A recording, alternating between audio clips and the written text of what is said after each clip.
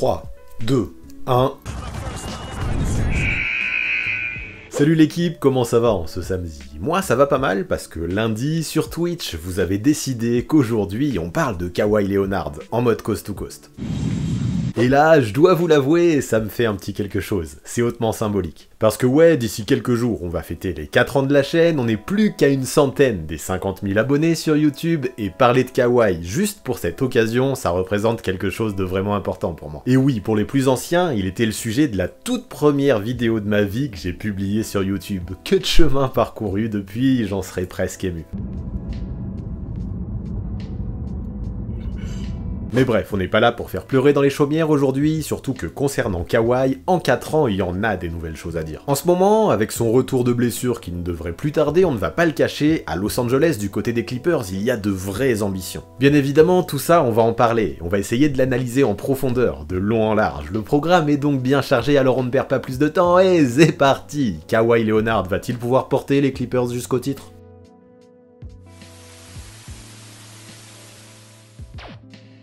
Bon, pour commencer, je pense qu'il est important d'évoquer une petite partie historique que je vais essayer de faire brève. C'est vrai que la carrière de Kawhi, pour la plupart d'entre vous, vous la connaissez par cœur, j'imagine. Cependant, il a connu plusieurs étapes différentes depuis qu'il est arrivé en NBA, souvent entrecoupées par des blessures. Et en vrai, pour répondre à la question du jour, il me semble essentiel de maîtriser un minimum les bases que je vais donner maintenant. Déjà, dès son arrivée dans la Grande Ligue, après sa draft au 15e choix par les Pacers, il était considéré comme un alien. Avec une envergure de 2,20 m et des mains gigantesques, le gars possédait tous les outils pour pouvoir briller dans le basket NBA, en attaque comme en défense. C'est sûrement pour ça que dès le soir de la draft, les Spurs ont mis un deal en place pour le récupérer et ont flairé le bon coup. C'est ainsi qu'en échange de George Hill notamment, celui que l'on surnommerait plus tard le Claw prit la direction du Texas. Une très bonne affaire pour San Antonio. Parce que ouais, ce qu'il a fait là-bas s'est rapidement montré vraiment exceptionnel. Le mec tout de suite a affiché une éthique de travail légendaire. Il a progressé saison après saison et forcément tout ça, ça a bien plu à un coach comme Greg Popovich. De 4e dans la course au rookie de l'année, il a obtenu un statut de titulaire garanti en tant que sophomore, avant de devenir champion NBA en 2014, aux côtés notamment de Tony Parker, Manu Ginobili et Tim Duncan, et d'obtenir le trophée de MVP des finales, grâce à des stats de 18 points par match, à 60% au tir, mais aussi une excellente défense sur LeBron James. Il est devenu le 2e joueur le plus jeune de l'histoire, après Magic Johnson, à avoir remporté ce trophée, et là, vous comprendrez que pour un 15e choix de draft, en termes de step-up, on a un exemple, le mec a stonks complet. Et le truc, c'est qu'en plus, ce n'était que le début. Qui aurait pu parier là-dessus au moment de sa sélection à la draft? Peu à peu, il devient le meilleur défenseur de la NBA au périmètre, remporte les trophées de Depoy en 2015 et en 2016, domine la ligue aux interceptions, augmente largement sa production offensive jusqu'à atteindre les 22 points et demi par match, glane ses premières sélections All-Star et en All-NBA First Team et termine même 2e au vote de MVP derrière Stephen Curry en 2016. En quelques saisons à peine, le Claw est devenu un joueur littéralement incontournable en NBA, même si la dynastie des Spurs s'approchait peu à peu de la fin. À ce moment-là, il était un vrai franchise player, doué des deux côtés du terrain, et qui en plus de ça était totalement capable d'augmenter son niveau de jeu quand arrivaient les playoffs. Malgré son caractère discret et réservé sur le terrain et en dehors, Kawhi est alors une machine, et le buzz qui l'entourait est alors devenu phénoménal. Sauf que souci, lors des playoffs 2017, il se fait méchamment la cheville en retombant sur le pied de Zaza Pachulia, en finale de conférence face aux Warriors. Et ce qui est encore plus problématique, c'est que cette cheville était déjà fragilisée, vu qu'elle l'avait empêché de terminer la série précédente face aux Rockets. L'entorse est grave, la post-season de Kawhi est terminée, et les malheurs commencent à s'enchaîner. Parce que oui, une entorse à la cheville, aussi grave soit-elle, on finit par s'en remettre. Par contre, pendant l'été, on lui diagnostique une grave blessure au tendon quadricipital, et ça, ne le cachons pas, c'était déjà plus inquiétant. Là, il manque les 27 premiers matchs de la saison, et sans lui, les Spurs ont un vrai manque. Sans lui, ils sont orphelins. Surtout que pendant ce temps, il commence à y avoir un vrai mystère qui l'entoure, et personne ne sait vraiment comment il aborde sa rééducation, et comment il se soigne. Il fait les choses de son côté, en accord avec son clan, et son oncle, sous ses airs de mafieux, gère sa communication, et est souvent en conflit avec les San Antonio Spurs. Du côté de l'équipe, on a l'impression qu'on veut le revoir sur le terrain le plus vite possible, mais du côté du clan Kawhi, on veut prendre son temps, et on pense aussi à son futur, mais aussi à son porte-monnaie. Il fait alors son retour au milieu de la saison pour 9 petits matchs, mais redisparaît directement après, malgré tous les feux verts des médecins de la franchise, et c'est là que le drama commence. Kawhi ne fait confiance qu'à ses propres médecins, qui eux lui disent qu'il doit prendre son temps, longtemps, qu'il n'est pas prêt, et que jouer pour le moment est trop risqué. En parallèle, les Spurs sont dans le doute, ils annoncent plusieurs fois son retour, mais rien ne se passe, et entre le joueur et la franchise, le fossé semble commencer à se creuser dangereusement. Des déclarations de Tipeee, qui avait connu la blessure, sûrement même un peu plus grave à peu près en même temps, et qui lui avait fait son retour, le pique, et ça devient de plus en plus flagrant, Kawhi veut quitter San Antonio. Ça se dit aussi de plus en plus, son oncle veut jouer sur son image, il le veut dans un gros marché, comme Los Angeles ou New York par exemple, et lui permettre de signer les plus gros contrats possibles. Maintenant, pour revenir à son corps, sans vouloir prendre parti, le tendon quadricipital est le plus solide du corps humain, et la reconstruction de son tissu peut prendre parfois beaucoup de temps, tout en pouvant varier d'une personne à l'autre. Je ne suis pas médecin ni kiné, mais j'essaye de retranscrire au mieux ce que j'ai pu apprendre pendant mes études en STAPS, c'est ce que j'ai lu depuis. Du coup, j'ai également consulté un ami kiné pour avoir son avis, mais ce qui est sûr, c'est que dans cette vidéo, il y aura peut-être des imprécisions au niveau scientifique, même si j'ai fait de mon mieux. Et si vous êtes spécialiste et que je dis des conneries, n'hésitez pas à m'en faire part en commentaire. Mais bref, pour revenir à notre sujet, ce qui est sûr, c'est qu'il existe différents stades de gravité lors d'une inflammation du tendon, et concernant Kawhi, le problème c'est qu'on n'a jamais vraiment su l'intensité et la sévérité de sa blessure. Ce qui est certain en revanche, c'est que pour un sportif professionnel, ce pépin physique pouvait représenter une vraie gêne lorsqu'il jouait, et pouvait même provoquer des douleurs très importantes. En vrai, je me dis que seul Kawhi pouvait savoir quand il serait prêt à reprendre la compétition. Maintenant, s'est-il servi de ça pour créer un conflit, mettre la pression aux Spurs et inciter son transfert? Je ne sais pas, mais c'est également possible. Ce qui est certain en tout cas, c'est que dans un environnement toxique avec une blessure déjà frustrante, c'est souvent bien plus difficile de se remettre. Le meilleur moyen, lorsque l'on se rééduque, c'est probablement d'être dans des dispositions physiques et mentales totalement adéquates. Et chez les Spurs, ça ne semblait pas être le cas pour l'ailier. Si pendant les 9 matchs qu'il a joués, la douleur, la colère, le stress, la pression et la frustration grandissaient, je peux comprendre finalement qu'il ait pris son temps. Quand tu as atteint le stade de meilleur two-way player de la ligue et que du jour au lendemain, à seulement 26 ans, tu ne peux plus jouer au basket, je capte que tu puisses craindre pour ton futur et que tu veuilles prendre un maximum de précautions, encore plus quand tu subis une rechute, c'est ce qu'a fait Kawhi. Alors si pour certains tout cela représentait seulement un immense caprice pour aller gagner plus d'argent dans un plus gros marché, moi j'ai tendance à être un peu plus nuancé. Je pense que la situation a été très difficile à gérer pour tout le monde, équipe comme joueur, et au bout d'un moment une rupture semblait inévitable. Et ce qui devait arriver arriva. En juin 2018, le joueur demande son transfert, et même si les Spurs ont essayé toutes les méthodes possibles et imaginables pour tenter de recoller les pots cassés, ils n'avaient plus le choix, ils se retrouvaient dos au mur. La tension monte, il n'y a plus rien à faire et les Spurs n'ont plus le choix. Il faut rapidement appuyer sur la gâchette avant que sur le marché, la valeur de Kawhi ne baisse trop. C'est ainsi que le 18 juillet, le Claw est envoyé en direction de Toronto, en compagnie de Danny Green, en échange de DeMar DeRozan, Jakob Poeltl et un premier tour de draft. Là, on peut croire que c'est un excellent coup pour les Raptors à première vue et salé, mais le risque est tout de même présent. Non seulement personne ne connaissait réellement l'état de santé de Kawhi, mais en plus de ça, pour lui, Toronto ne représentait pas réellement la destination rêvée. C'était tout sauf un gros marché. En plus de ça, le gars a grandi en Californie, près de Los Angeles, et n'a jamais caché que pour performer au maximum de ses capacités, il avait besoin d'un cadre de vie ensoleillé, qui lui correspondait. Là, vous comprendrez aussi bien que moi que la franchise canadienne, avec sa météo, ne fitait pas exactement avec tous ces critères. Pire encore, le contrat de l'ailier arrivait à son terme dès la fin de la saison suivante, et s'il le voulait, dès l'été, il pourrait faire ses bagages sans rien offrir en retour à la franchise des Raptors. Il existait donc un monde où dans le Canada, on verrait un Kawhi peu investi, qui attendrait juste que le temps passe pour ensuite faire tout ce qu'il voulait, en mode one-shot. Avoir lâché DeRozan, le chouchou des fans, pour prendre un tel risque aurait pu représenter le pire move du monde pour Masai Ujiri. Une situation catastrophique, et c'est justement ce que j'évoquais dans ma première vidéo all-time sur YouTube. Et là, clairement, disons-le, se barrer le plus vite possible, c'est ce qu'il a fait, avec une signature aux Clippers dès l'été 2019. Par contre, pour ce qui est du manque d'investissement, ça n'a pas eu lieu, et définitivement, Kawhi Leonard a laissé aux Raptors un souvenir impérissable. Enfin, nous avons pu retrouver l'ancien Kawhi, sûrement dans une version encore plus forte, encore améliorée. À Toronto, il s'est transformé en véritable cyborg, qui pouvait prendre un match à son compte de A à Z, en attaque comme en défense, tout en étant capable de méchamment assurer, en prenant seul ses responsabilités dans les moments clutch. Le mec a brillé de mille feux, et a amplement permis aux fans d'oublier DeMar DeRozan tellement il était performant. Et puis la suite, vous la connaissez évidemment par cœur, tant elle appartient à la légende. Le Claw nous sort une saison à plus de 26 points par match, rentre l'un des shoots les plus dingues de l'histoire des playoffs pour éliminer les Sixers, et mène les Raptors vers le premier titre de leur histoire face à des Warriors décimés. Après ça, Kawhi allait partir, oui, mais il allait partir la tête haute, par la grande porte. Sa campagne de playoffs fut juste épique, et en une seule saison, il avait déjà coché tout plein de cases dans la liste des accomplissements historiques qui apparaissent dans les livres de records. L'été suivant, il pouvait donc retrouver sa ville natale, Los Angeles, avec le sentiment du devoir accompli. C'est ainsi que le 10 juillet juillet 2019, même pas un an après son arrivée aux Raptors, il signait avec les Clippers pour 3 ans et 103 millions de dollars. Là-bas, il rejoignait Paul George, tout juste transféré en provenance d'OKC, et le duo de two-way player All-Star pouvait clairement permettre à la franchise de Steve Ballmer d'afficher de réelles ambitions à court et moyen terme.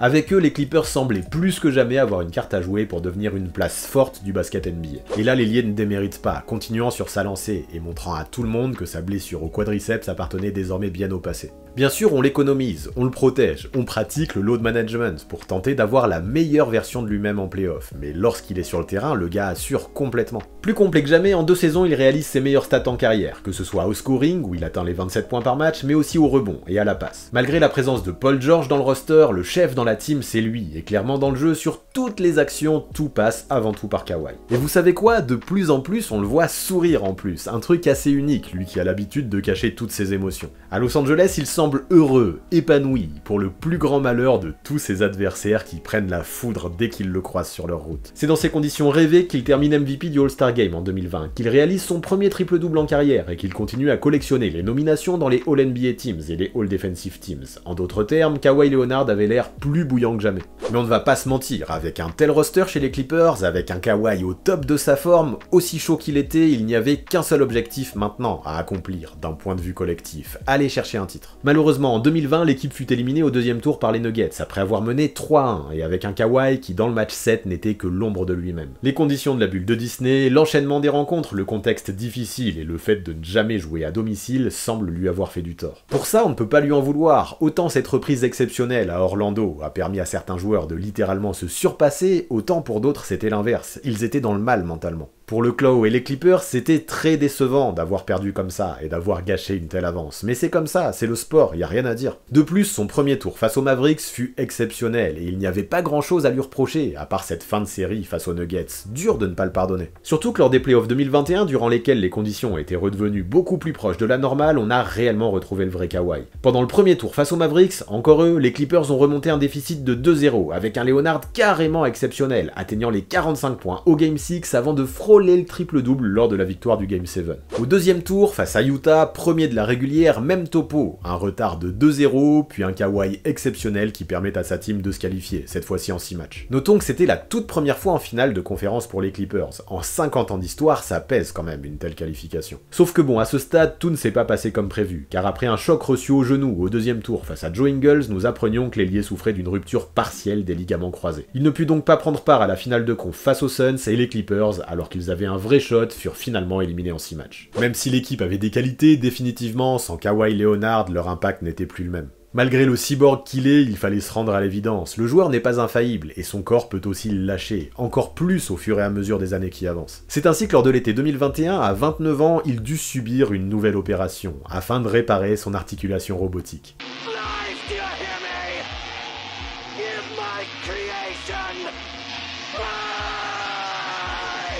Et justement, cette blessure au genou qui l'a privé de la fin des playoffs 2021, mais qui l'a aussi empêché de jouer pendant toute la saison dernière, nous devons en parler. Encore une fois, pendant toute la campagne 2021-2022, on a entendu des rumeurs quant à un potentiel retour du Claw, mais encore une fois, rien n'a eu lieu, et beaucoup se mettaient alors à penser que nous allions revivre une saga similaire à celle des Spurs, ce qui clairement aurait fait mal. Mais bon, avec un peu de recul, on pouvait quand même se rendre compte que dès le départ, les choses ne semblaient pas prendre cette direction. Ben ouais, dès le mois d'août 2021, même s'il a opt-out, le joueur a ensuite signé une prolongation de 4 ans avec les Clippers, et ça, généralement, ce n'est pas le genre de move que tu fais quand tu veux partir. Moi, je ne me suis jamais trop inquiété à ce propos. Par contre, ce qui m'embêtait, c'est qu'il devait subir une opération au ligament croisé, ce qui, on le sait, est une intervention importante. En fait, il suffit de feuilleter rapidement les manuels de physiologie et de regarder un petit peu le passif qu'il y a en NBA pour se rendre compte que ça peut être dramatique en termes de conséquences. Pour un athlète, c'est l'une des pires blessures, et après le tendon quadricipital, à la même jambe, ça commençait à faire beaucoup pour Kawhi. Outre le tendon d'Achille, il a probablement connu les 2 pires pépin physique que peut connaître un basketteur. Et là, pour son futur, c'est légitime de se poser des questions. Les ligaments croisés, comme leur nom l'indique, se croisent dans le genou et permettent notamment les rotations latérales. Ils sont également énormément sollicités lors des appuis et des changements de direction et possèdent un réel rôle de contrôle et de stabilité de l'articulation lors des mouvements du genou. C'est ça leur principale fonction. Régulièrement, on l'entend, c'est l'ACL qui pète. En français, le ligament croisé antérieur, parce que souvent, c'est celui qui est le plus sollicité lors des appuis.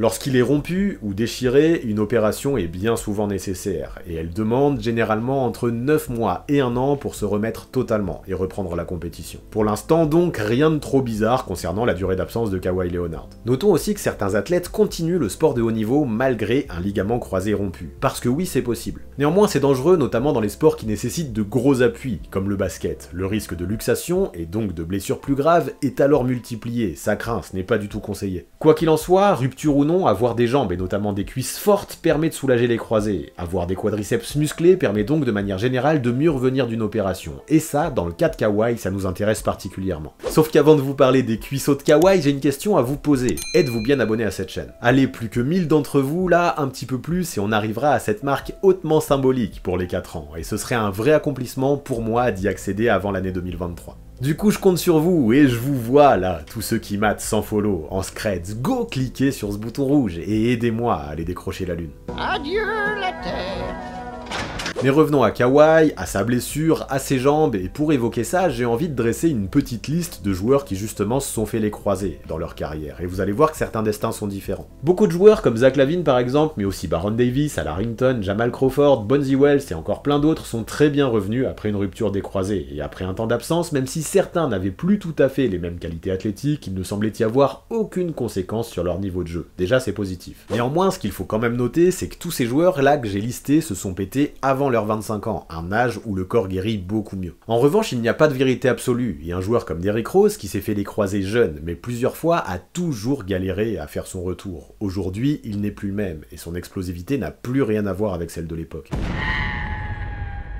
De plus, ce qu'il faut noter, et ce qui paraît plutôt logique, c'est que bien souvent, plus les joueurs sont légers et plus vite ils récupèrent, et mieux ils récupèrent aussi. C'est aussi pour ça, je pense, que pour des mecs comme Al Jefferson, David West ou Kendrick Perkins, le retour a parfois été plus compliqué. La plupart des joueurs qui se sont fait les croisés et qui pèsent plus de 100 kg ont souvent vu leur carrière s'interrompre de façon précipitée. Je me suis amusé à regarder les chiffres et régulièrement, vers 30 ans, leur niveau baisse drastiquement, et à partir de 33, 34 ans, rares sont ceux qui jouaient encore en NBA. David West est l'exception, vu qu'il a joué jusqu'à ses 37 ans, mais allez jeter un coup d'œil à ses chiffres et vous allez voir comment ça a diminué une fois la trentaine passée. Et en fait, le bilan des courses, globalement, c'est que plus on se fait les croisés jeunes, et mieux on a de chances de revenir, et plus on est léger, plus on a de chances de perdurer en termes de performance. Et tout ça, ça peut être un petit peu inquiétant pour Kawhi. Aujourd'hui, il a 31 ans, il pèse 104 kg, et l'historique que l'on vient d'étudier semble montrer qu'il n'a pas le meilleur profil du monde pour se remettre intégralement. En plus, avec son genou droit qui a connu 2 graves blessures au niveau du tendon quadricipital puis au niveau du ligament croisé, on peut se poser de réelles questions quant à l'avenir du joueur. Donc ça c'est pas cool, mais heureusement de l'autre côté on a des points qui rassurent tout de même. Et le premier, c'est que sa rupture n'était que partielle et pas totale. Déjà c'est bien, mais pour aller plus loin, même à 30 ans passés, le Claw, comme on l'a régulièrement répété, semble avoir un corps de cyborg, une éthique de travail de robot, et son retour à la compétition à l'époque des Raptors laisse penser qu'il peut se remettre d'absolument tous les pépins physiques, même les plus graves. De plus, encore une fois, il a pris le temps dont il avait besoin, et aujourd'hui ça fait déjà plus de 15 mois qu'on ne l'a plus revu sur les parquets. Et pendant ce temps, il n'a pas chômé, et même s'il s'est montré discret, comme d'habitude, sa rééducation, visiblement, il l'a prise très au sérieux. Cet été, plusieurs fois des photos ont popé et ont fait le buzz sur les réseaux sociaux. Pendant sa convalescence, visiblement, il n'a pas oublié le leg day, et au niveau des cuisses, le joueur semble plus affûté que jamais. Vous vous rappelez ce qu'on disait tout à l'heure, plus les cuisses sont musclées, plus les croisés seront soulagés. Et de ce côté-là, Kawhi Leonard semble maintenant blindé. Le mec apparemment a bossé dur, bien comme il faut, et ça nous laisse penser qu'il n'a rien lâché. La médecine a progressé également, et je n'ai aucun doute que du côté des Clippers, on a fait en sorte de l'entourer des meilleurs spécialistes possibles, pendant son opération, puis pendant sa rééducation. Son apport peut tellement être important du côté de la franchise de LA que, à mon avis, aucun détail n'a été laissé au hasard, et ça se voit. Alors que pendant toute sa carrière, il a déjà été exemplaire dans sa condition physique et sa forme générale, il paraît encore avoir passé un step au niveau de ses jambes, et aujourd'hui, le mec paraît ultra solide, prêt à retrouver son niveau d'avant et à traumatiser ses adversaires, soir après soir. Le mec a axé principalement son travail sur la puissance dans les jambes, afin notamment d'éviter les futures blessures, et force est de constater que jusque-là, au moins visuellement, ça a porté ses fruits. Sa forme physique paraît juste phénoménale à l'heure qu'il est, et oui, il y a de quoi se hyper. Là, aux dernières nouvelles, on pourrait le voir en tenue pendant la pré-saison, et même en pleine forme pour le Day Opener. C'est plutôt rassurant et c'est enthousiasmant. Mais ce qui va être encore plus cool, ce sera de le voir à son meilleur niveau, et ça justement, il va y en avoir des attentes, et je trouve que ça peut être intéressant de se pencher dessus. Qu'est-ce qu'il faut attendre de Kawhi cette saison? Avec sa combinaison de taille, de longueur, d'intelligence et de qualité athlétique, le joueur a montré par le passé à maintes reprises qu'il pouvait être élite, notamment en défense, et ça, dans une équipe des Clippers qui bien souvent a galéré en son absence, ce sera essentiel qu'il le retrouve. trouve. On lui demandera régulièrement de partir en mission sur le joueur star adverse, et pour ça, il devra faire en sorte que son physique tienne pour être performant, mais là-dessus, je vous le dis, je n'ai pas beaucoup de doutes. Il sera probablement utilisé en alternance sur les postes 3 et 4, et face à lui, les ailiers pourraient avoir beaucoup de mal à respirer. That's making it more and more difficult for me to breathe.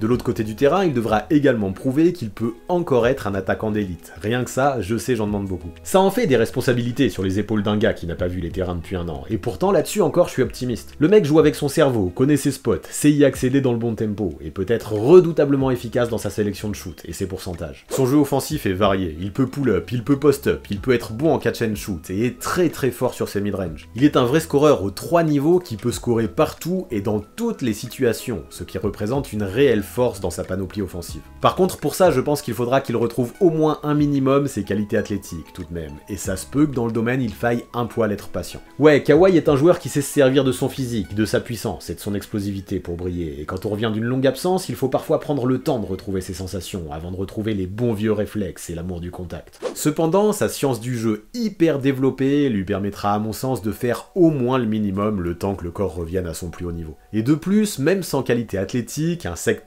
dans lequel il pourrait montrer ses skills, c'est le playmaking. Ça, j'y tiens. Pendant ses 7 ou 8 premières saisons dans la ligue, ce domaine de jeu était souvent mis en avant comme la principale faiblesse du Claw, mais désormais, sans trop forcer, il semble capable de beaucoup porter la balle, de créer également pour les autres et de tourner easy à plus de 5 passes par match. Ça, à mon avis, il n'y a pas trop de raison que ça bouge pour cette saison, et si l'on fait le bilan global, des deux côtés du terrain, ça nous fait quand même un énorme bagage de qualité sur lequel l'ailier pourra capitaliser, même diminuer. Par contre, je m'attends quand même que, au moins en début d'exercice, il puisse avoir des restrictions de minutes, histoire de lui laisser tout le temps dont il a besoin. Ça se peut également que plusieurs fois dans la saison, il soit load managé, notamment pendant les back-to-back, le contraire m'étonnerait même. Mais si tout ça lui permet de réacquérir une vraie confiance en son physique comme il l'avait à Toronto, personne n'en voudra aux Clippers d'avoir été au maximum précautionneux. Moi je suis persuadé que même malgré les doutes, même malgré les grosses blessures, même malgré ses 31 ans et ses 104 kilos, quand on arrivera en playoff, on devrait retrouver le Kawhi Leonard au top de son level, et ça peut faire de gros dégâts.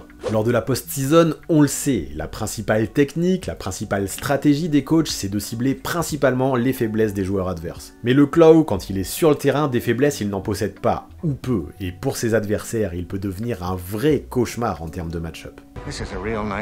Alors je sais, je suis exigeant, c'est clair, j'en demande beaucoup aussi, et les mots d'ordre seront prudence et patience, mais tout ça je l'en sens capable, le Kawhi, et ce sera essentiel pour viser un titre. Sauf que tout ça c'est bien beau, mais une bague ça ne va pas se chercher tout seul, et Leonard aura besoin d'un vrai supporting cast. Du coup, du côté des Clippers, qu'en est-il? Eh bien franchement, sur le papier, quand l'on regarde le roster, si tout le monde est à 100% de ses capacités, ça peut faire vraiment peur, dans le bon sens. L'an dernier, sans Kawhi et avec un Paul George qui a manqué la moitié de la saison, l'équipe a tout de même décroché une qualification pour le play-in. Bravo, c'est une très belle perf. J'ai beaucoup aimé la résilience que les hommes de Tyronn Lue ont montré, en ne lâchant jamais rien, en se battant fort, en prenant les gros shoots, en se comportant comme des guerriers morts de faim, déterminés à l'idée de faire douter n'importe lesquels de leurs adversaires. Les arrivées de Robert Covington et de Norman Powell en cours de saison ont en plus de ça encore amplifié cette super identité. Jusque-là, je dois l'avouer, ce n'était pas vraiment une équipe qui me faisait forcément kiffer, mais l'an dernier, quand j'ai vu leur rage de vaincre et l'intensité qu'ils mettaient pour gagner match après match, je les ai trouvés très attachants. Avoir une armée de soldats prêts à tout donner pour entourer les stars que seront Paul George et Kawhi Leonard, je me dis que ce sera exactement ce qu'il faudra à cette équipe pour se donner les moyens de ses ambitions. Et puis à ça, maintenant, en plus, il faut ajouter John Wall, qui a pris la direction de Los Angeles cet été. Alors j'avoue, il est une vraie inconnue, et après Kawhi et PG, voici un autre joueur qui revient d'une longue absence, engendré par les blessures, mais aussi par les conflits qu'il a pu connaître avec les Rockets la saison dernière. Mais quand il est à 100% de ses moyens, quel joueur? Et le point important justement, c'est ça, à 100% de ses moyens. Rien ne dit qu'il redeviendra le joueur qu'il était aux Wizards. En vrai, au début de la saison 2020-2021, quand il a joué ses quelques matchs sous le maillot des Rockets, j'ai pas vraiment apprécié son attitude. Le mec oubliait limite le collectif et semblait presque déterminé à prouver individuellement qu'il pouvait être au niveau, et ça n'a pas forcément fonctionné, d'autant plus dans une équipe relativement jeune comme à Houston.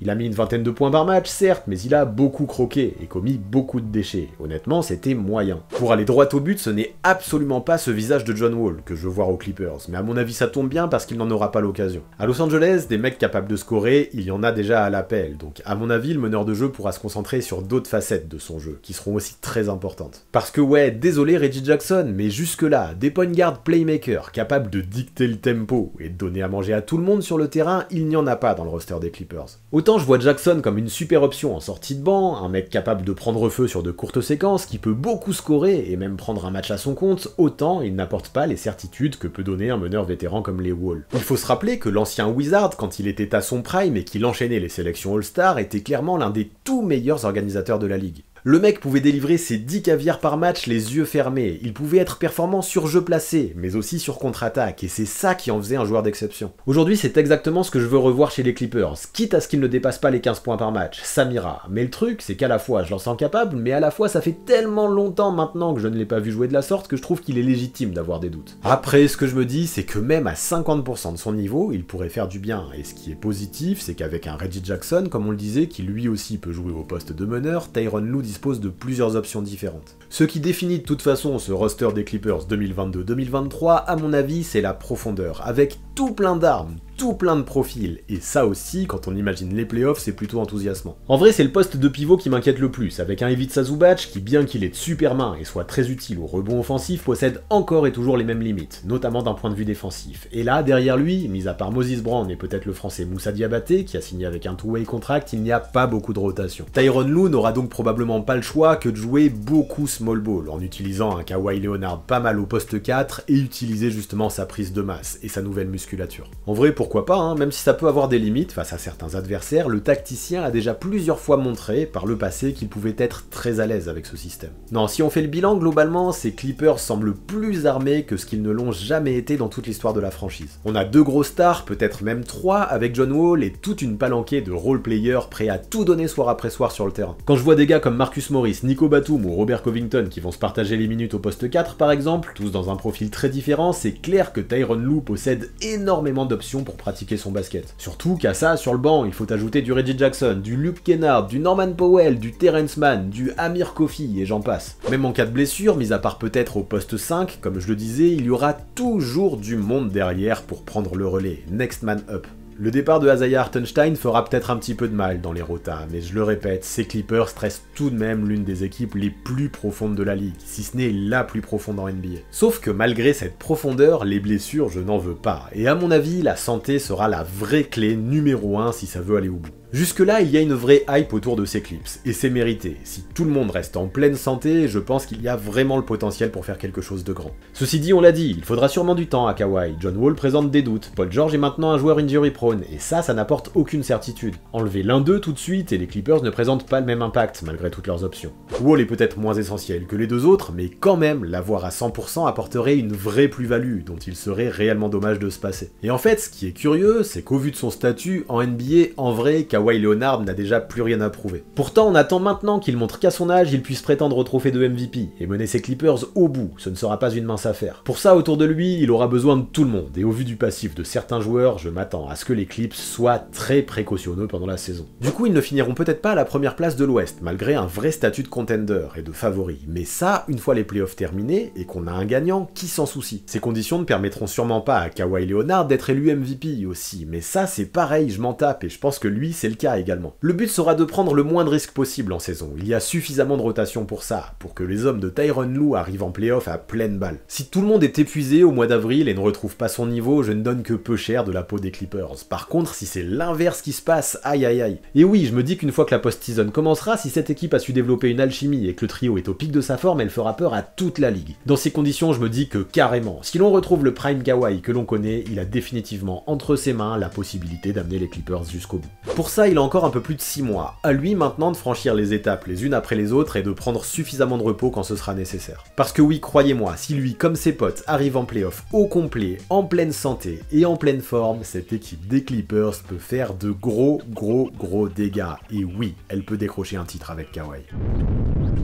Voilà pour ce qui est de Kawhi Leonard aux Clippers, voilà pour ce qui est de ce nouveau Coast to Coast. Vous en pensez quoi, vous? Kawhi va-t-il retrouver son niveau? Et si c'est le cas, peut-il porter cette équipe jusqu'au titre? Donnez-moi votre avis en commentaire avec une note de confiance sur 10, ça m'intéresse, j'aime bien faire les moyennes et connaître les tendances. Et pour finir, vous connaissez les bails, on s'abonne à la chaîne, on active la cloche pour recevoir les notifications, on lâche un maximum de pouces bleus et on rédige ses meilleurs commentaires. Big up en tout cas à tous ceux qui sont restés jusque là dans la vidéo, c'est super important pour le watch time, la mise en avant et le référencement sur YouTube, et merci aussi merci à tous ceux qui continuent à soutenir sur Twitch et sur Tipeee, vous êtes la famille. En ce moment en plus, c'est le September sur Twitch. Tout est à moins 30% avec de gros sub goals que j'ai créés. Alors si vous aussi vous voulez rejoindre cette Dream Team, ne vous inquiétez pas, toutes les infos sont dans la description. A très vite.